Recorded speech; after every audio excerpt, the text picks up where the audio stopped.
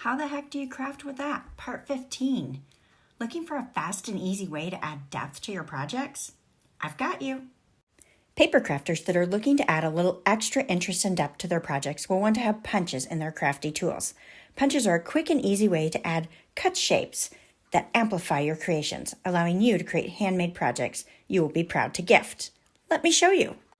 The high-quality punches from Stampin' Up! Are one of my go-to tools when I'm looking to quickly cut out shapes. While many of our stamp sets have coordinating punches, making them a great way to easily cut out stamped images, you can also use the cut shapes on their own as well.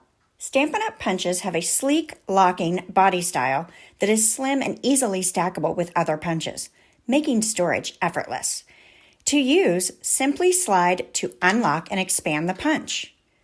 Slide the paper into the punch and lightly squeeze once the paper is positioned where you want it to hold in place.